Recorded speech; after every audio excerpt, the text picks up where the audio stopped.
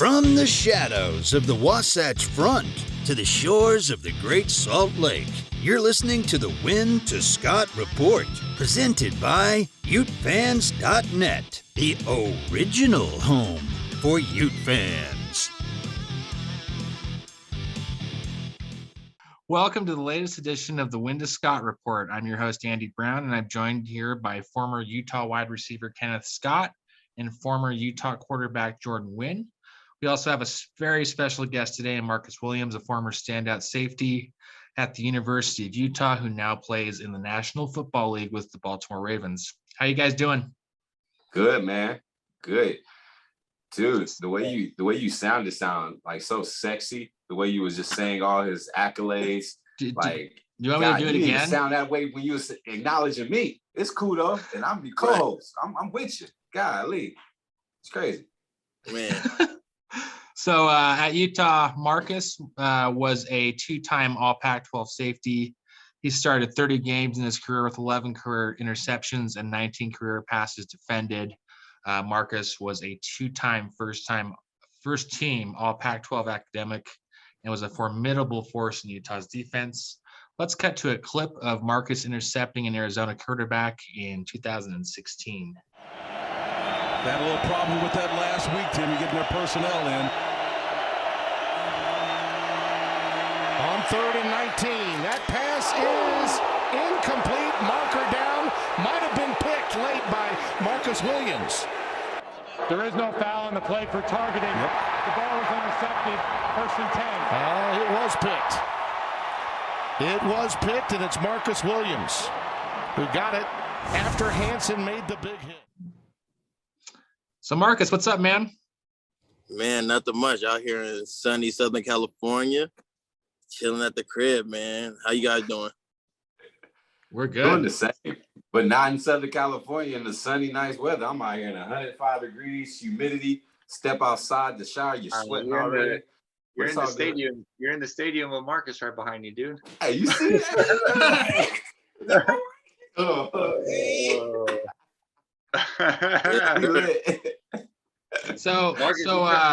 Marcus, what kind of fish you catch, man, yesterday? Man, I didn't even end up getting to go. Oh, man. I was about to call and reschedule, but, man, I was like, nah, I ain't going to reschedule it already because I already did once. So I was good. Nah, where do you go fish? My dad went fishing. Huh? Where you go fish at? Well, my dad had went deep sea fishing out here in California. So I haven't even asked him. He's here at my house now. I didn't even asked him what type of fish he caught or if he even caught it. Man. Deep sea fishing is hard though. Yo, I seen a picture of your dad on the zip line. I think your older brother posted it. I said, man, y'all going through some adventurous stuff. That's amazing. Yeah, that was the first time I ever seen him do something like that ever. So I was like, dang, that's dope. Yeah, for sure. So when you talk about deep sea fishing, you talk about like you literally in the water with like the hooks, like that type of thing. Hey, Scott, you never been deep sea fishing? Never been. All right, next Wynn to Scott report will be live from the boat. Deep sea fishing. Oh, that's dope. Man, we gotta be out there, dude. You're missing out. Deep sea fishing is for sure. Dude. So, Marcus, you're a kid coming from Corona, California. What made you seek out the U? Man, they were everything. They were like family to me as soon as I went up there on my official visit. I had other offers, not too many, but I wanted to keep it in the Pac-12. So I went out there. Of course, my brother K. Scott was there. I had a whole bunch of IE guys up there, Drez, and all those guys that were up there. And they just helped me feel welcome when I was out there. The coaching staff, they never said you were just going to come in and start. They kept it real. They kept it 100 with me. And when I went out there, I felt like it was my job always to take, and it was never going to be given to me. So I always appreciate it for them. And that just helped me strive to be better in my life now. So what do you think you learned during your time at the U? Man, just respecting the process. Each day is a new day. Each day is another opportunity to get better. And we always harped on little things, taking care of the big things, and our academics came first. So I was always a student before I was an athlete, and they made sure that was most important each and every day. And they didn't take that lightly. If you didn't have your grades right, you weren't playing. If you didn't go to the class, you weren't playing. If you didn't get the GPA that was required, you would stay home. And I always respect them for that, because it made guys really focus in on the academic portion, because if you're smart in the classroom, you're going to be smart on the field. Wow. I'm gonna chime in real quick, Andy, before we keep going here. So you got K. Scott, Marcus, both from the IE. I'm from Oceanside. I know what my experience was like, but Marcus, what was it like? Come to Salt Lake, you got 4 seasons. It's just for me, it was a big adjustment. What did you, K. Scott? What did you think, Marcus? What did you think when you guys got here? Trying to navigate and deal with whole different. It's not just sunny California, hoodie weather in the morning. It's cool in the afternoon, chilling. I mean, what was that like? Man, I still remember the snowstorms that we had to deal with. I said, oh Lord, the first year was cool. I was like, okay, Right? This is cool. I've never seen it before. I never witnessed it. Then after the first year, I'm like, okay, this got to stop at some point. Then you're playing in spring ball in the snow. It was like, come on, man, really? We really going to be practicing outside when we got a whole indoor to go practice in? You want to practice outside in the cold? Y'all okay with this? So it was definitely a transition. Man, for me, it was crazy, because the same as him, I'm like, man, we got a whole indoor and we're freezing. We from California. We don't even know what this weather's like. I remember one day at spring ball, like nobody wanted to go outside and practice, but we still went outside. Like, we're practicing outside. My hands are like icicles. I can't catch the ball. Like every time I'm about to wrap up the tackle, I'm like, it hurts. So I'm like, okay, like at some point we gotta go inside. Never went indoor. After we got done with practice, I went inside and I thought what was gonna make it better. Dipped my hands in the hot tub. And I was dying because it hurt so bad. And it was stinging. I was like, ah! It's like that Home Alone episode when he's like, ah! And that was my. Man, what's a hot tub? You guys had a hot tub? You complaining because you guys had the trailers. Hey, I witnessed it all. That's crazy. Scott saw the whole thing take place, man. That's crazy. We saw it all. People don't remember the tent. K. Scott, you remember the tent having meals? Oh, the tent. Yeah. That was crazy times, man. A long time ago, man. But beautiful evolution. So, Marcus, you're known for your character and strong work ethic. What motivated you? What sets you apart?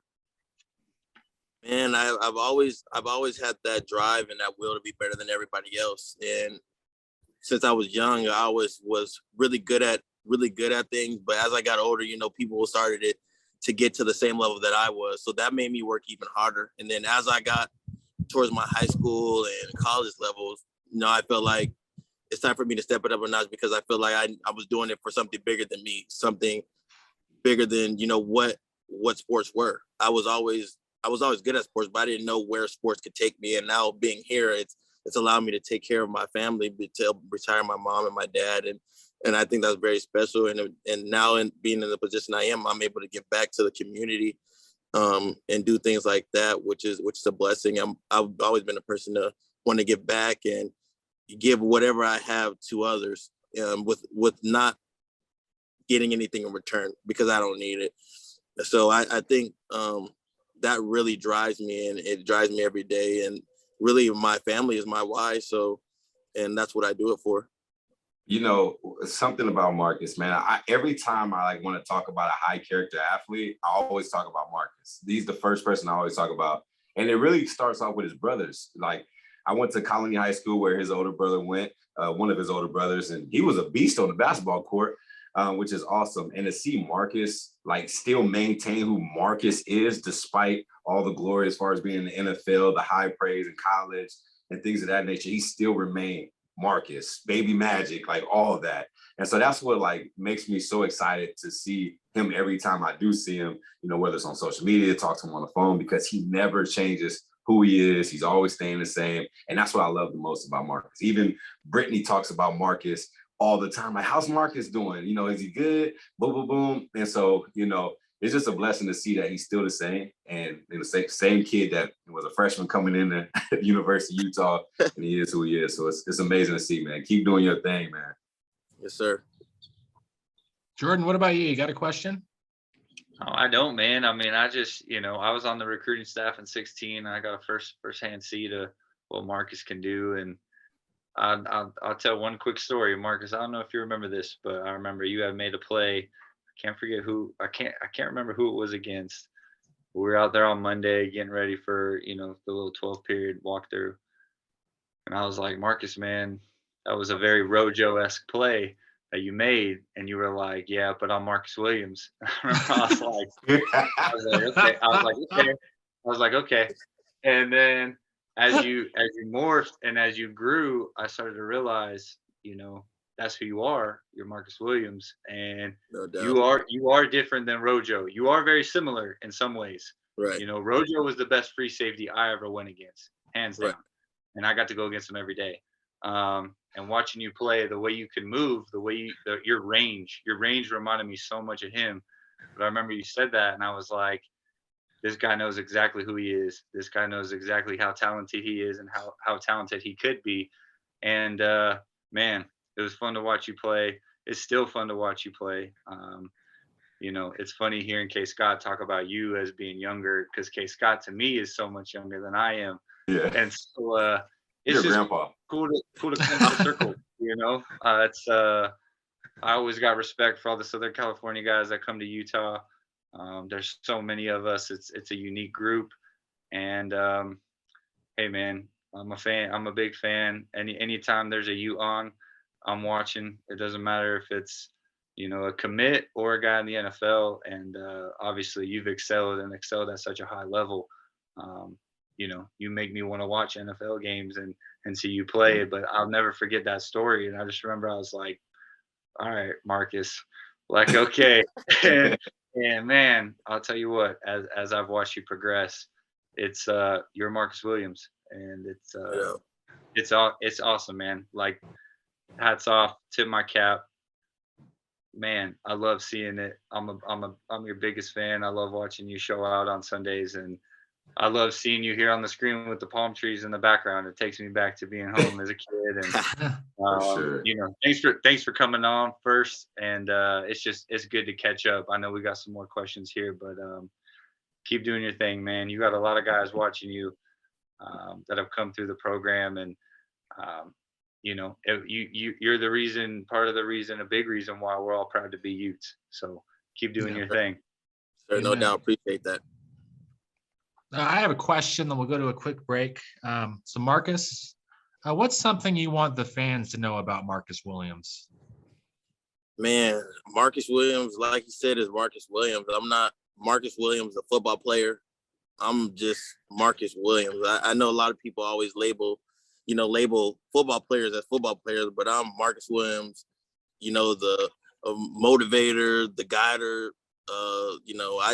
I'm everything. I love being outdoors. I love, helping people. I love just being around family and friends. I love playing video games. A lot of people don't know I love gymnastics. Like, gymnastics was something I went to every week in Utah So, but yeah, that's really what it is. And he has crazy bounce too on the basketball court. I ain't even gonna lie to you. His bounce on the basketball court is insane. I don't know if you guys seen the video of him dunking over somebody. I was like, wow. I was shocked. I ain't even gonna lie to you. That was somebody else. You said when I dunked on somebody? Yeah, in the open gym that one time. Oh man. Yeah, let's not talk about it. Hey guys, let's take a quick break. We'll be right back. Thanks for listening to the Wynn to Scott Report, presented by UteFans.net. Join us next time for more exclusive insider analysis from two of your favorite former players. We are the original home for Ute fans.